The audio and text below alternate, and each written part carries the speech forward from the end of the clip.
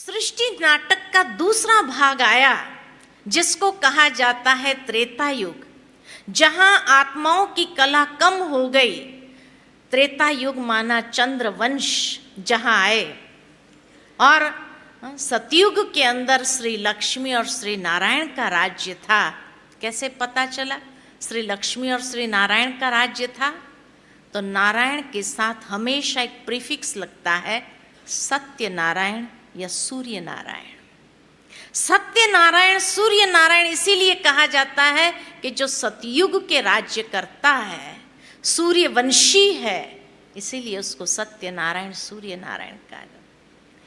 लेकिन जैसे जैसे समय बीता, सृष्टि नाटक का दूसरा भाग आया जिसको कहा त्रेता युग, चंद्रवंश जिसको कहते। जैसे चंद्रमा की कला कम हुई, आत्माओं की कला भी कम हुई। 16 कला से 14 कलाधारी बने।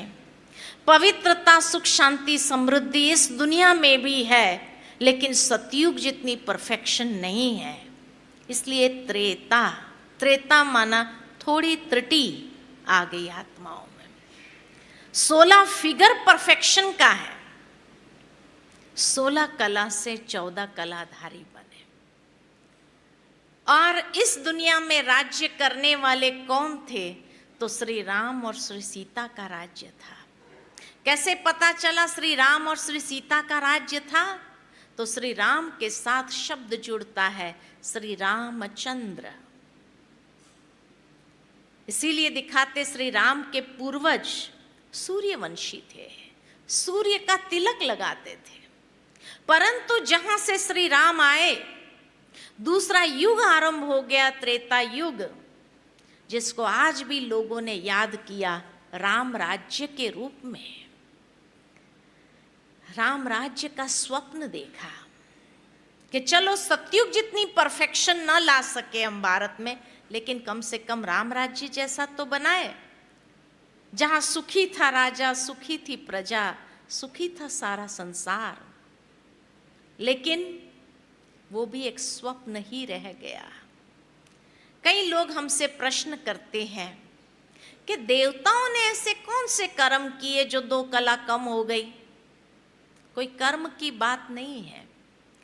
संसार एक नियम में चलता है, और वो नियम है, जैसे विज्ञान के अंदर थर्मोडायनेमिक्स का सेकंड प्रिंसिपल है लॉ ऑफ एंट्रोपी, जिसको डिफाइन किया गया है कि everything moves from an organized to a disorganized stage. हर चीज पहले सुव्यवस्थित होती है, परिवर्तन होकर के अव्यवस्थित होती है। मकान नया होता है, पुराना अपने आप बनता है, खंडर बनाया नहीं जाता है, बन जाता है। कोई भी चीज ऊपर से नीचे अपने आप गिरती है, नीचे से ऊपर उसको चढ़ाना पड़ता है, अपने आप नहीं जाता है। ऊपर से नीचे की ओर आना स्वाभाविक है। कोई भी चीज सदा काल एक ही स्थिति में नहीं रहती है। संपूर्ण खिला हुआ चंद्रमा पूर्णमासी कितना दिन रहता है? एक घड़ी। दूसरी घड़ी से फिर उसकी अमावस्या की ओर यात्रा चलने लग पड़ती है, और अमावस्या में कितनी देर? एक घड़ी। फिर पूर्णमासी की ओर उसकी यात्रा प्रारंभ हो जाती है। Change is a continuous process.